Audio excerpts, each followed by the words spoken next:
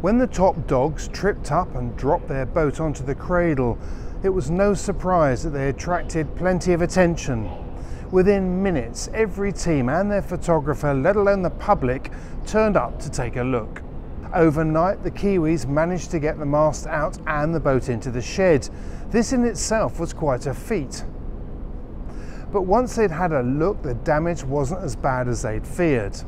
Their plan was to be back out racing soon, possibly even the next day.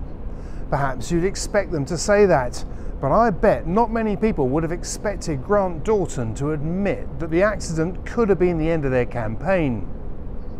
But this team has been there before, most recently in 2017 in Bermuda, when they pitch-poled their cat and trashed the wing. And having got back on the water in time for the next race, we know what happened after that. So while the damage could have been severe, it sounds like the Kiwis will be back on the racecourse very soon. And for the challengers, the Kiwi drama will have been a big reminder as to how quickly a campaign can be derailed. In the meantime, day 2 of the Louis Vuitton Cup was to deliver some tension of its own, in a different way.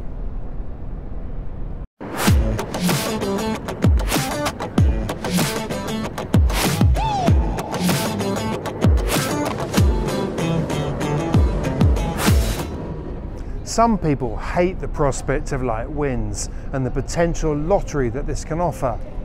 Some would say that the pre-start to this match said it all when Alinghi fell off their foils before the start.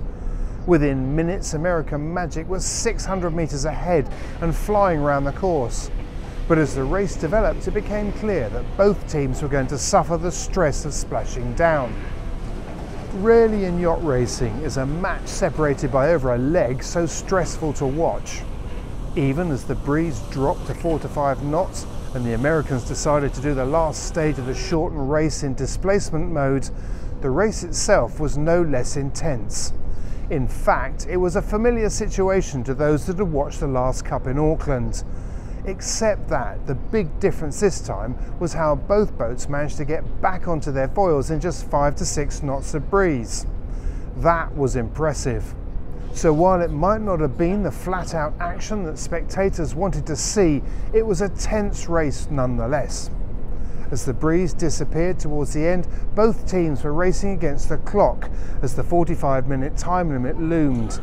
As it happened, the Americans got back on their foils, back up to speed and crossed the line to put a point on the board. Alinghi looked like they were going to struggle to finish at all, but despite being over a leg behind at one point, they finished just 3 minutes behind. But one other thought on this race. As American Magic approached the finishing line, they did so at 11 knots.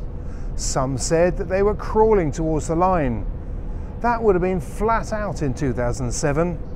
Just saying. I know, we were fortunately, and it feels a little like at times there can be a real advantage to the port tack entry.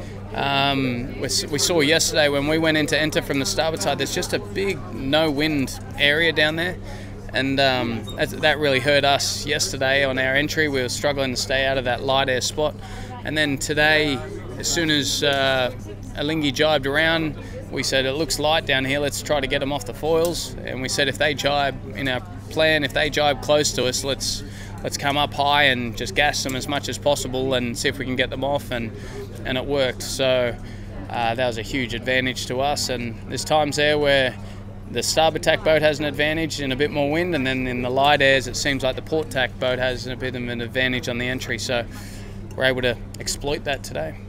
It sounds like from you describing that actually light airs in these boats is something that is still being learned by the whole fleet. Is that the case?